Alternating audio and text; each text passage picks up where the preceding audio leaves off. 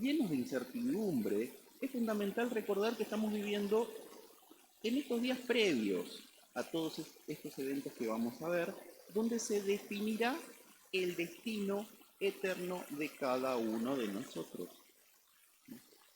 Es un llamado a la reflexión, a la preparación espiritual y a la entrega a Dios. En la Biblia se nos habla de señales que nos indicarán la cercanía de este momento trascendental. Guerras, terremotos, pestes, falsos profetas. Todo esto nos advierte de un tiempo que se acerca, o sea, son nuestras señales. En los escritos de Elena encontramos una guía clara, precisa, para entender cómo debemos transitar estos tiempos finales. Es crucial que nos mantengamos firmes en nuestra fe, que busquemos la comunión con Dios a través de la oración y la meditación de su palabra. Debemos estar preparados espiritualmente y con nuestras lámparas encendidas, listos para el encuentro con nuestro Señor.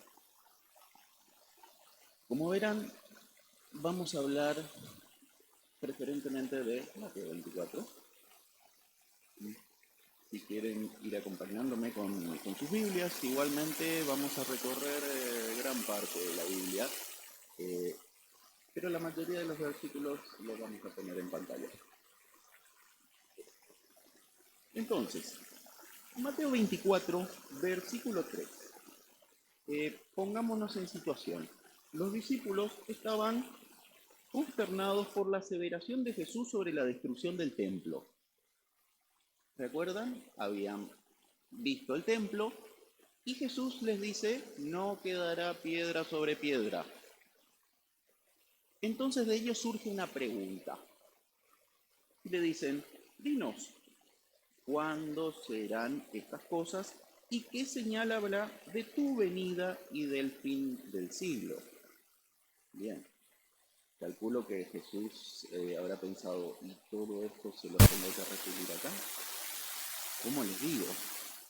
Además, la pregunta de ellos por ahí venía dirigida hacia el templo y hacia sus tiempos. Y Jesús, tratando de ganar tiempo, porque recuerdan que ya no quedaba mucho, trató de hacerle un breve resumen. En ese breve resumen, yo lo dividí en dos partes, y ahora vamos a ver por qué. Dice inicialmente en Mateo 24, 4 al 8, dice, mirad que nadie os engañe. Yo me preguntaba, ¿a quién dirigido este mensaje? Si bien ahí estaba hablando a sus discípulos, está dirigido a quienes creen, está dirigido a nosotros, y no me refiero a nosotros como iglesia adventista, me refiero a nosotros como su pueblo. El mensaje es para su pueblo. ¿Sí? Dice, mirad que nadie os engañe. Vendrán muchos en mi nombre diciendo, yo soy el Cristo, y a muchos engañarán. Oiréis de guerras, rumores de guerra. Mirad que no os turbéis, porque es necesario que todo esto acontezca, pero aún no es el fin. ¿Sí? Se levantará nación contra nación, reino contra reino, y habrá pestes, hambres, terremotos en diferentes lugares. ¿Qué les estaba diciendo? La gente se desquiciará, la naturaleza también se va a desquiciar. Todo esto se va a poner peor, pero todo será principio de dolores. Lo dividí, como les dije, en dos partes porque todo esto lo vimos, lo vemos, y se va a poner peor. Entiéndanme que toda esta presentación no es alarmista, sino es tratar de informar de todos los hechos que van a suceder y que vamos a tener que transitar. Y es una guía, un aviso, como para que estemos preparados en ese momento. ¿Sí? No hay nada que se pueda hacer para que esto no suceda. Bien, seguimos entonces en Mateo 24 del 9 al 14, dice así. ¿Sí? Que estas últimas partes entonces hablan de el por qué el enemigo ayuda o hace que suceda lo que vimos hasta acá. ¿Sí? O sea, engaños, guerras, pestes y todo lo que tiene que pasar. ¿Mm? Dice entonces en Mateo 9 al 14, os entregarán a tribulación y os matarán, y seréis aborrecidos de todas las gentes por causa de mi nombre.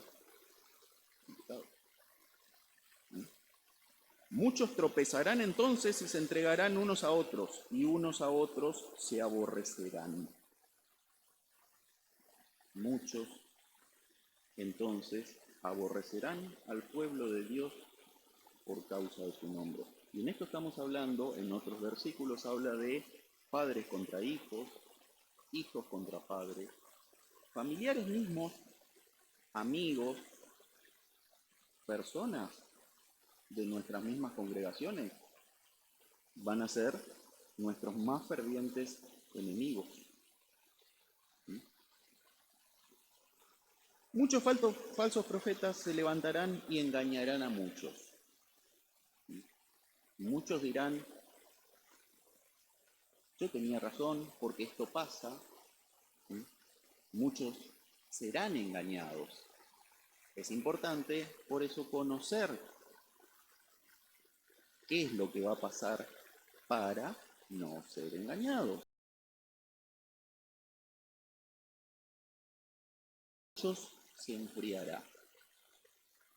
Y en esto me hizo pensar mucho con respecto a el amor de muchos.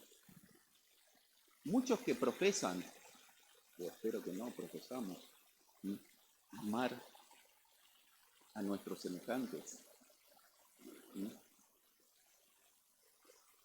Espero que cuando se multiplique la maldad contra nosotros, no se nos enfríe el amor. Acuérdense que el mensaje es dirigido para nosotros.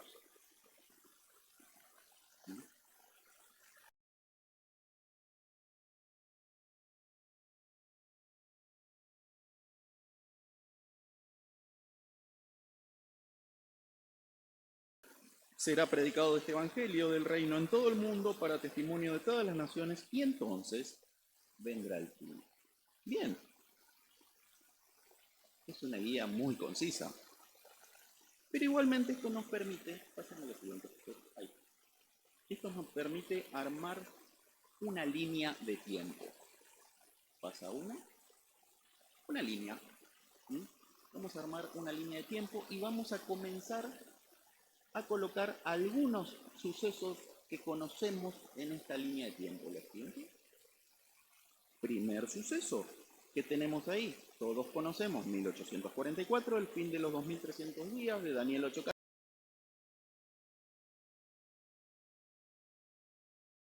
Son muchos temas metidos en esto y la idea de esto es hacer una guía. Otro suceso que conocemos es la segunda venida, aunque no tenemos un tiempo.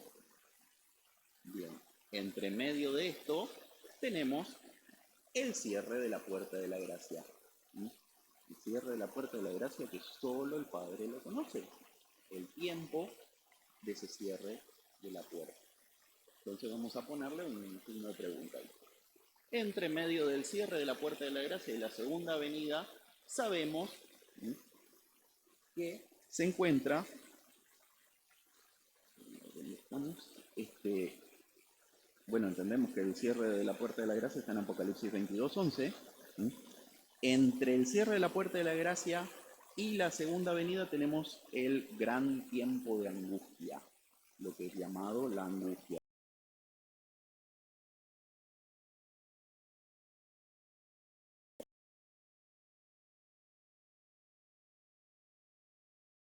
De plagas. Pero como nuestro tiempo de estudio, pásame una más, sabemos exactamente cuándo estamos en relación a estos sucesos, lo puse al medio. Entonces, en esto vamos a entrar a hablar de algunos tópicos, algunos temitas que hay ahí en el medio con respecto a los sucesos ¿qué van a pasar? El primer suceso que vamos a hablar es de la herida mortal y que se sana la herida mortal. Bien, una más. Esto va a iniciar la persecución. Y ahora para entrar un poquito en detalle en esto, la siguiente, y vamos a Apocalipsis 13:3. Quien quiera acompañarme con la Biblia, igualmente el versículo está en pantalla. Entonces, Apocalipsis 13:3 está hablando de la bestia que sale del agua. Si recuerdan, vi una de sus cabezas, dice la palabra, vi una de sus cabezas como herida de muerte, pero su herida mortal fue sanada, y se maravilló toda la tierra.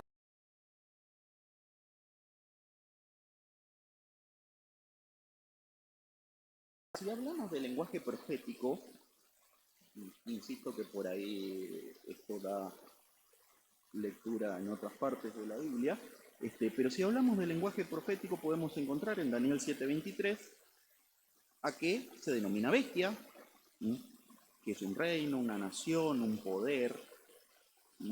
Podemos encontrar en Apocalipsis 17:15 a qué denomina aguas, muchedumbres, naciones, tribus, lengua. Básicamente son lugares habitados, donde hay mucha gente. Y las cabezas, que hace referencia a quienes dirigen, los gobernantes. Nomás. Y como dije, no es la intención herir susceptibilidades, pero reconocemos al papado como la bestia de Apocalipsis que sale del agua. Esto por diferentes estudios que no vienen a esta predicación hoy, pero lo podemos ver en Apocalipsis 13, del 1 al 2, y en Apocalipsis 17. ¿No? Se maravilló toda la tierra en pos de la bestia. Y entendemos también por estos estudios que la bestia que sale del agua de Apocalipsis 13 es la misma bestia que se nombra en Apocalipsis 17, la bestia sobre la cual está sentada la ramera. Entendemos también,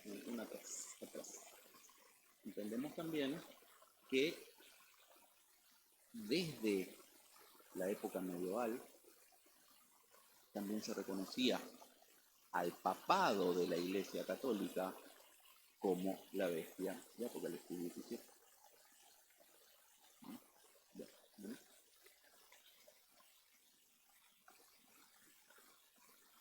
Jesús reconoce la división de los reinos. ¿Y de qué estamos hablando? En Mateo 22:21, Jesús dice, dad pues a César lo que es del César y a Dios lo que es de Dios. Jesús está reconociendo la división del reino del mundo, del reino de este mundo, el reino político, el Estado, y del reino de Dios, el reino religioso, espiritual. Bien, Jesús reconoce esa división. La bestia de Apocalipsis tenía poder religioso y político.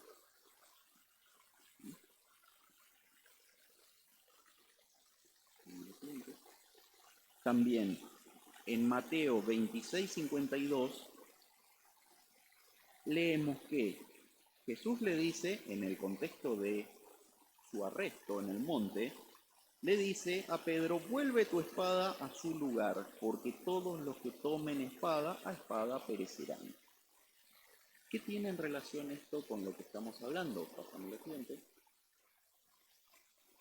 Tiene relación con la herida mortal. Durante la Edad Media, la Iglesia Católica utilizó el poder civil, o sea, la Iglesia Católica con poder religioso utilizó el poder civil para perseguir, encarcelar y ejecutar a todos aquellos que no obedecían las disposiciones.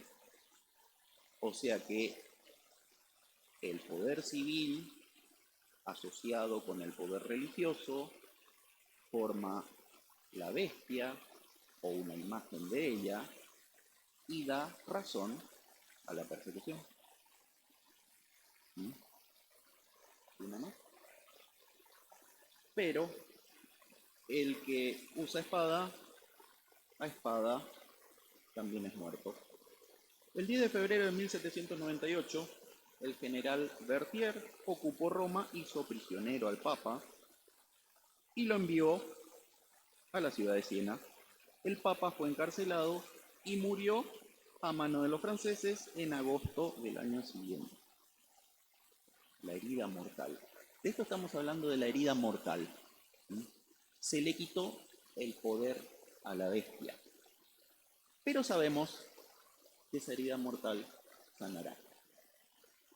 Y como dijimos, una vez que esta herida mortal sane, que se le dé nuevamente el poder a la bestia, nuevamente se recrudecerá la persecución. Esto va a pasar. Examinamos. Volvemos a nuestra línea de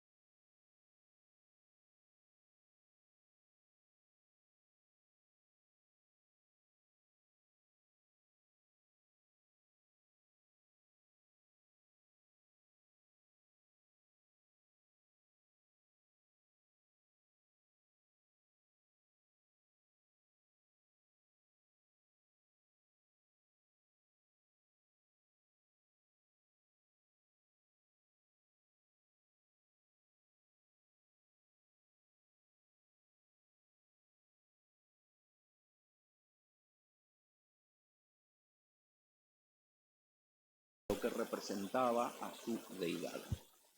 Esos estandartes idólatras.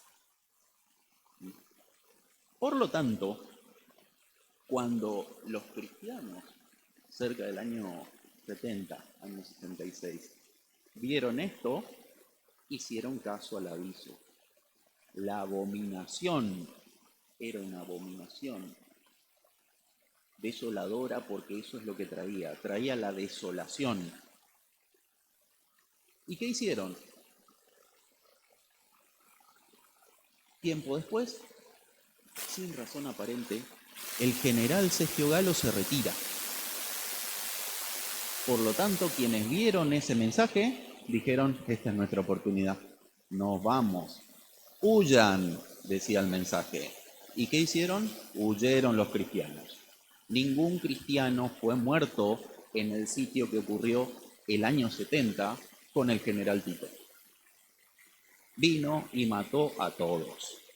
Y ahí ocurrió la predicción que había dicho Jesús: no quedará piedra sobre piedra. Increíblemente, y quien puede conocer o quien conoció las piedras que formaban parte del templo, es increíble que no pueda quedar piedra sobre piedra. Y así pasó. ¿No? El templo fue destruido en el año 70. Entonces, pásame lo siguiente.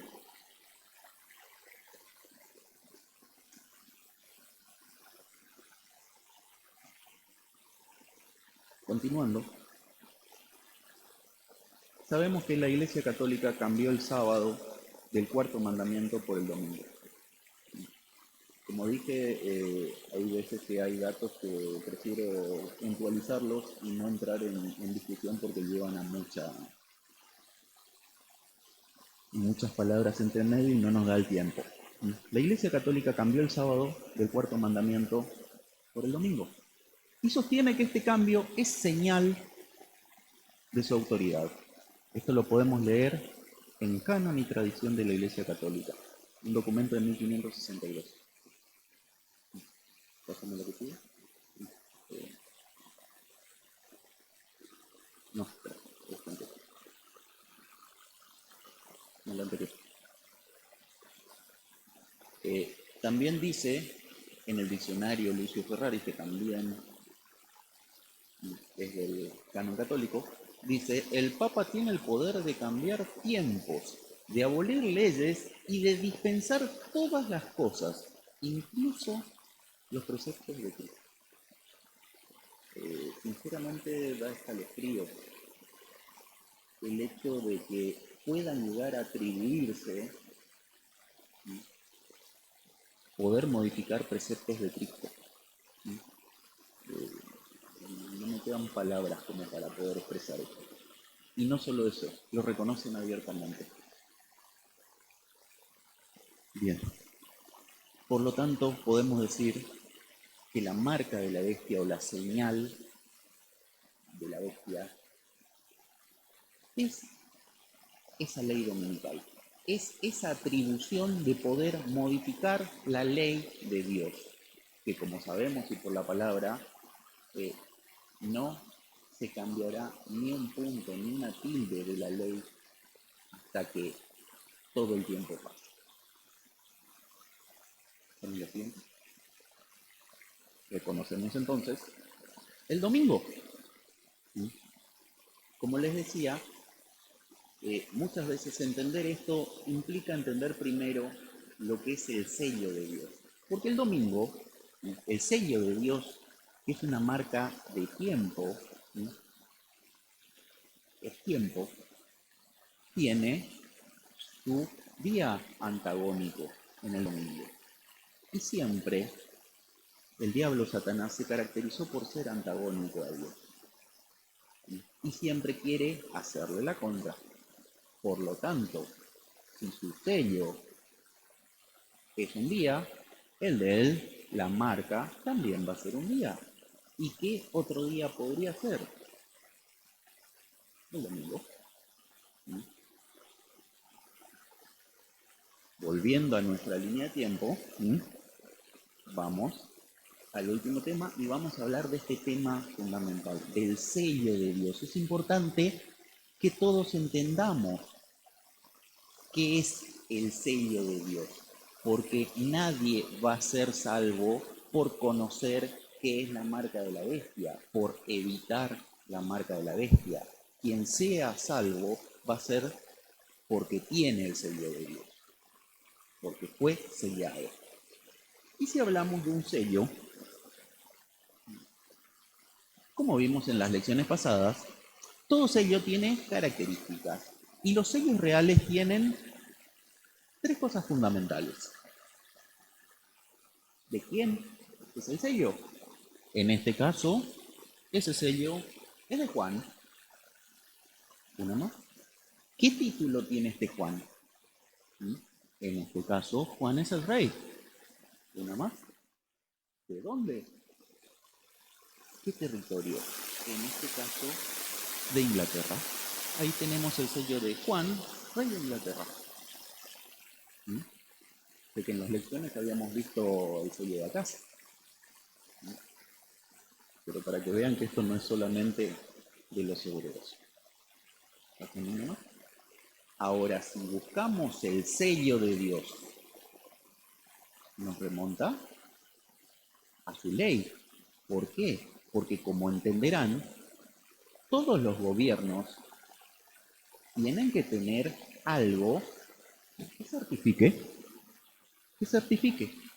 Entonces, los decretos, los dictámenes, las resoluciones y las leyes tienen que llevar un sello que certifique de quién es eso, de quién es ese dictamen, de quién es esa ley.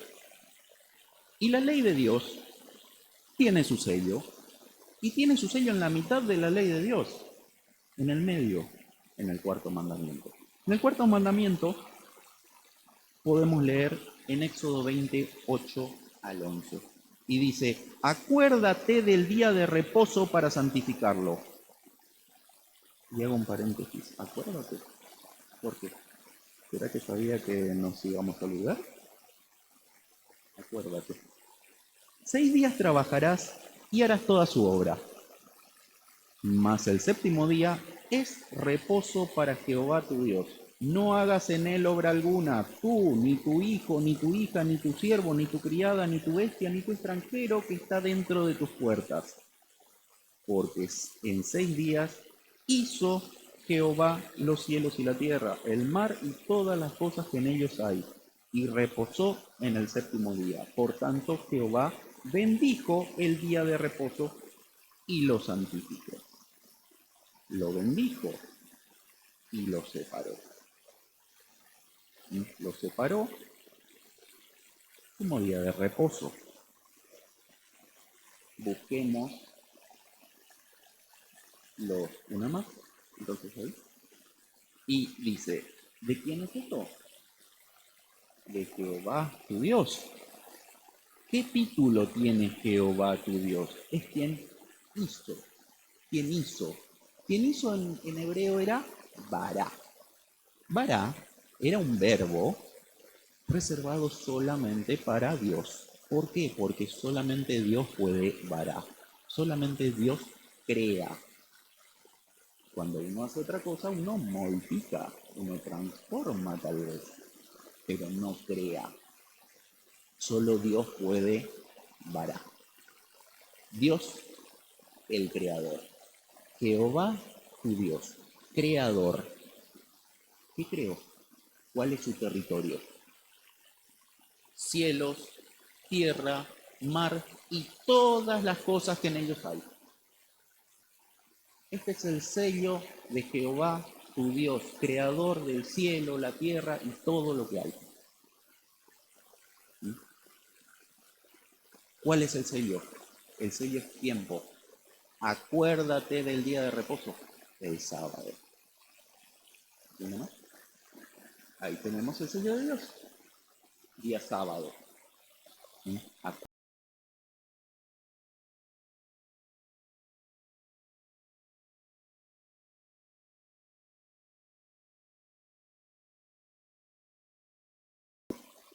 entre mí y vosotros, para que sepáis que yo soy Jehová vuestro Dios. ¿Qué está diciendo? Muchachos, el día sábado es mi señal. No sé si queda claro. Bien.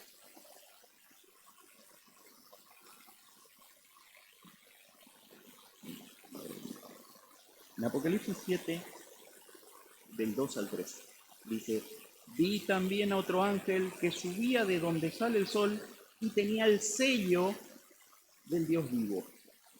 Y clamó a gran voz a los 4 ángeles, a quienes se le había dado el poder de hacer daño a la tierra y al mar, diciendo, no hagáis daño a la tierra, ni al mar, ni a los árboles, hasta que hayamos sellado en su frente a los siervos de nuestro Dios.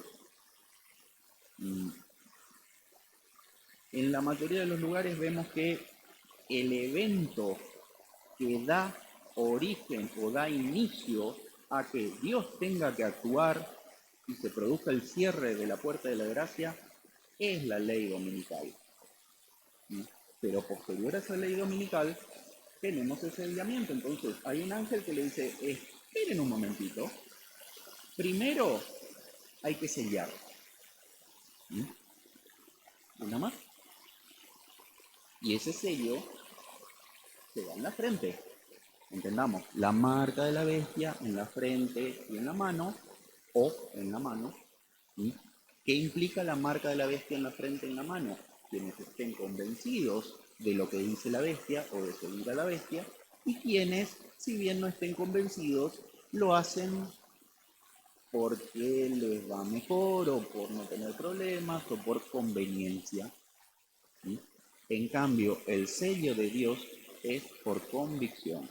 Recuerden, libre albedrío, el regalo que Dios nos dio. Dios no vulnera su regalo. Siempre te pregunta, ¿sí? Respeta si uno va a seguirlo o respeta si no. Respeta. Bien. ¿Qué nos dice el Salmo 119, 126? Dice, tiempo es de actuar, oh Jehová, porque han invalidado tu ley. ¿Qué pasó? Han invalidado tu ley. ¿Cuál es tu ley?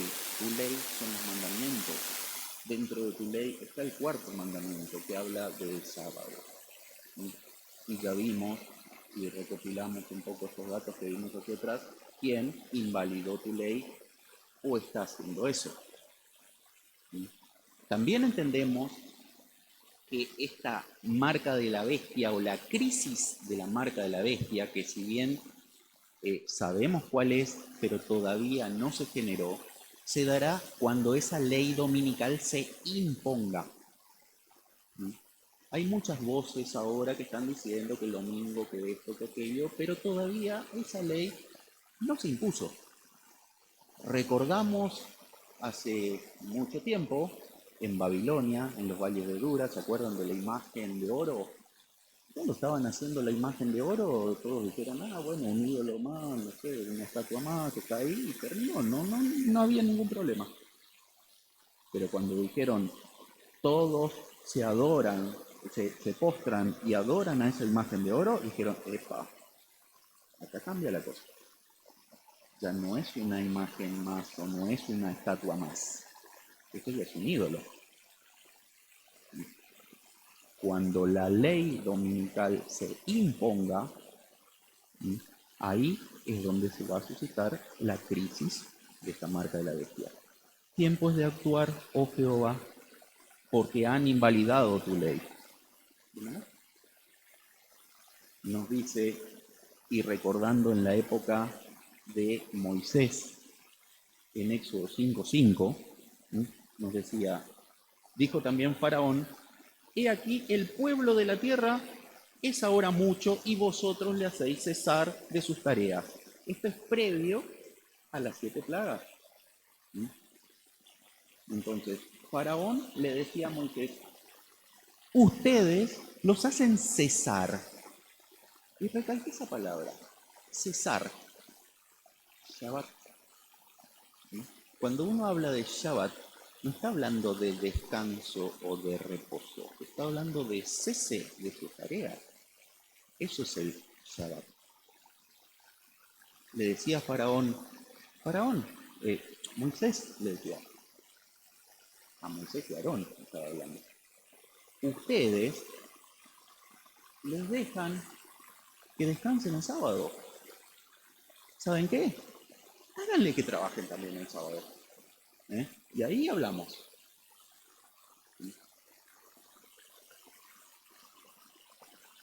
El nuevo faraón algún día impondrá que dejemos de trabajar.